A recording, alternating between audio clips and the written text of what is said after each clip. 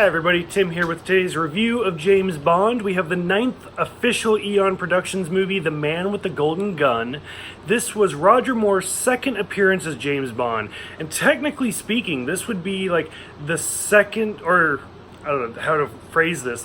It's been a long time since we've seen one actor play two consecutive movies playing the character. So I think that's kind of interesting. Overall, I felt like this was a good a good movie. I'm so used to doing like TV show reviews. It's a really good movie. It's well done. It's well made. It has great characters. I really like the beginning of this movie. I think it sets up really well, and I really like the end of this movie. Kind of. I have some problems with it, but as far as the action goes, it has some really intense scenes at the end. The middle is what kind of doesn't do it for me. There's a lot of misdirections, and it's kind of blah. So to just kind of start from the beginning, work my way down. Hervé, I don't know how you say his name. I'm sorry, I should have looked that up.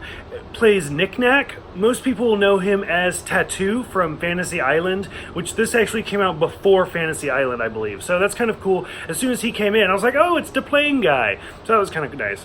As I already said, Christopher Lee is in this movie. I love Christopher Lee. He was such a good actor. It didn't even matter if it's like the Star Wars prequels, whatever he looks at becomes a great performance. He plays Scaramanga, the man with the golden gun, hence the title. It's interesting to note that Christopher Lee was actually Ian Fleming's cousin, the creator of James Bond. So I actually thought that was kind of cool. I'm curious how close they were. I have a few cousins, but I was really close as kids, but I'm not really that close with them now. So I'm kind of curious if Christopher Lee and Ian Fleming kind of grew up together and knew each other and stuff like that, or were they distant cousins? You get it. I did kind of laugh at the opening scene where Scaramanga takes off his shirt and he has the third nipple. I don't know why it made me laugh, it just did. Maybe just seeing Christopher Lee with that specific prosthetic that we'll see later on with Roger Moore doing the same thing.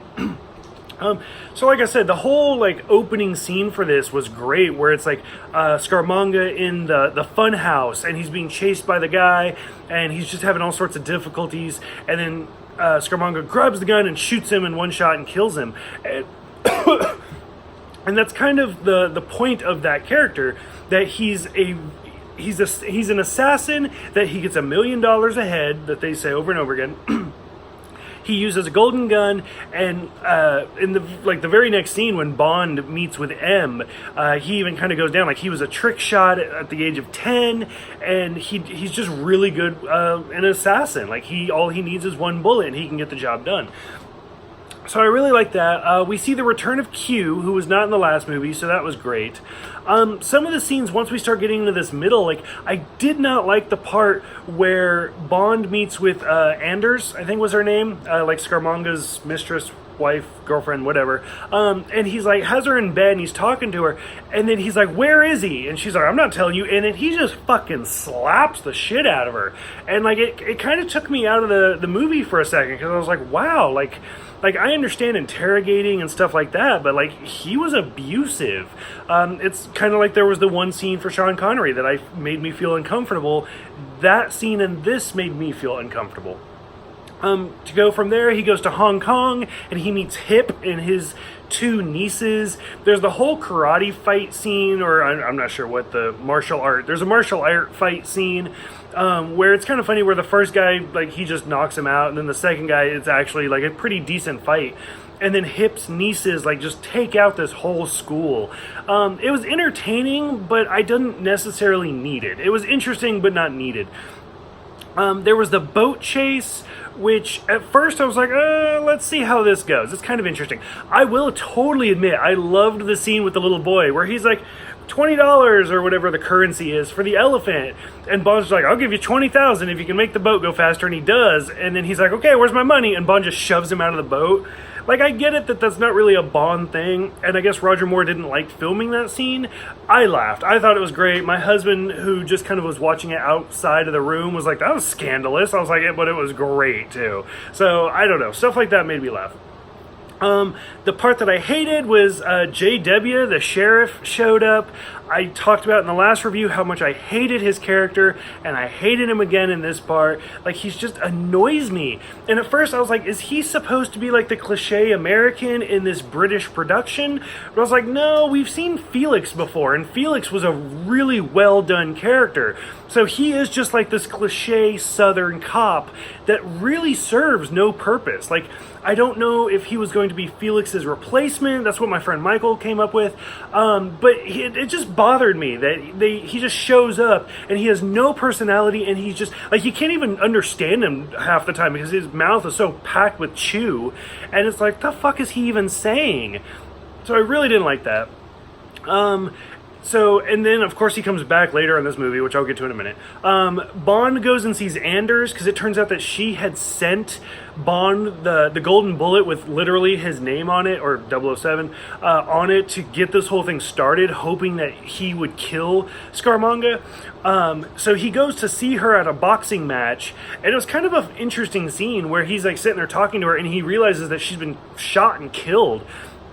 Which, I don't know how to phrase this exactly. It's not that I like it, but I find it interesting when there are scenes like this and people are like killed in very public areas, but nobody notices. Like, I don't know why. For Collateral, off the top of my head, where like Tom Cruise is dead at the end of the movie and Jamie Foxx like props him up on the subway train. Like, stuff, spoiler for that movie. Stuff like that. I think that's super interesting because I kind of want to see the follow-up. Like, we never find out when the boxing match finally realized that Anders was dead. Like, did everybody freak out? What happened? Like, that's what I kind of want to know about. So Bond goes with him, or there's the big car chase. I loved the part where the car does the corkscrew. I did some research and they actually did do that. I hated the sound effect. Supposedly, even the guy that put the sound effect in ended up like later on being like, yeah, that was a mistake. Where it's like the like, oh god, it was a mistake. But overall, like, it was a great effect and I did enjoy seeing it. That doesn't necessarily mean it belongs in a Bond movie. Like, if it had been something like if he like pushed a button, like it was his car, and he like pushed a button and it like jet propulsed it and it made it go faster or something like that, where it was a cue trick, I would totally be behind it. The fact that Bond's just like, oh, the tilt of this bridge means I could do that, I didn't buy it. I didn't like that part of it. It's one of those, it was a cool effect, didn't need to be in the movie. The pistol duel towards the end was really great. I really kind of wanted Bond to be like that who shot first moment where like they're supposed to go 20 paces and at like 10 I wanted Roger Moore to just drop and shoot, even though like it was early and he cheated and blah blah blah. Like, I still wanted to see that moment, but of course he does get to 20 and sure enough Scaramanga ends up cheating and running away. We go back to the funhouse, which could have been such a great scene. I mean, we spent 20 minutes on a boat chase. I feel like the final funhouse scene was like a minute and a half where they go in there, Roger Moore, James Bond, pretends to be his own wax thing and then jumps out and shoots Scaramanga. Like, it seemed like it was about 90 seconds. Like, it was way too short, and I really wanted it to be longer.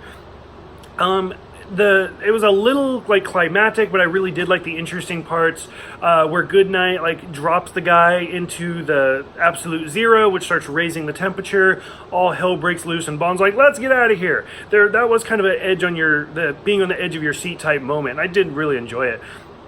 Of course, it's kind of cliche at this point.